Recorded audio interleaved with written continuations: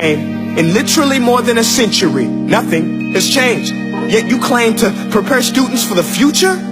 But with evidence like that, I must ask, do you prepare students for the future or the past?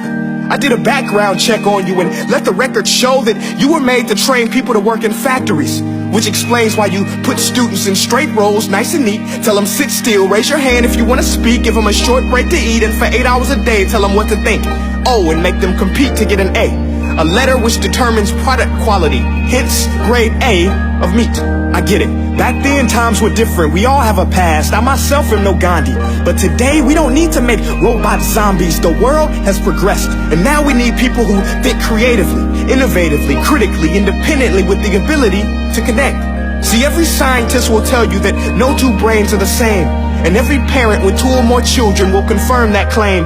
So please explain why you treat students like cookie cutter frames or snapback hats, giving them this one-size-fits-all crap. Watch your language. Sorry, Your Honor, but if a doctor prescribed the exact same medicine to all of his patients, the results will be tragic. So many people will get sick, yet when it comes to school, this is exactly what happens. This educational malpractice, where one teacher stands in front of 20 kids, each one having different strengths, different needs, different gifts, different dreams, and you teach the same thing the same way? That's horrific. Ladies and gentlemen, the defendant should not be acquitted. This may be one of the worst criminal offenses ever to be committed. And let's mention the way you treat your employees. Objection. Overruled. I want to hear this. It's a shame. I mean, teachers have the most important job on the planet, yet they're underpaid? No wonder so many students are short-changed.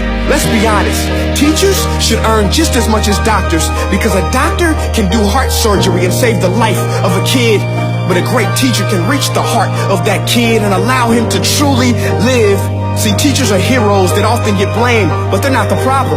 They work in a system without many options or rights. Curriculums are created by policymakers, most of which have never taught a day in their life.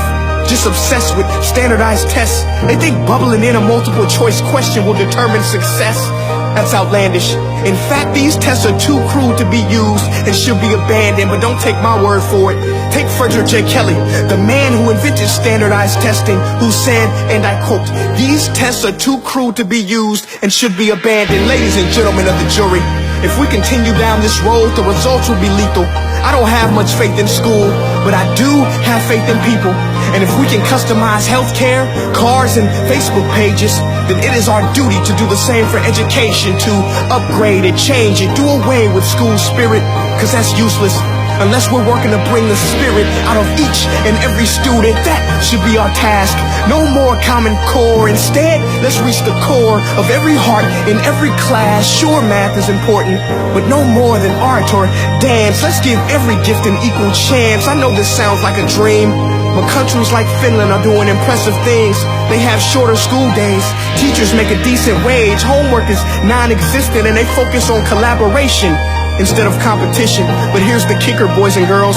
Their educational system outperforms every other country in the world. Other places like Singapore are succeeding rapidly. Schools like Montessori, programs like Khan Academy, there is no single solution. But let's get moving, because while students may be 20% of our population, they are 100% of our future. So let's attend to their dreams, and there's no telling what we can achieve. This is a world in which I believe. A world where fish are no longer forced to climb trees. I rest my case.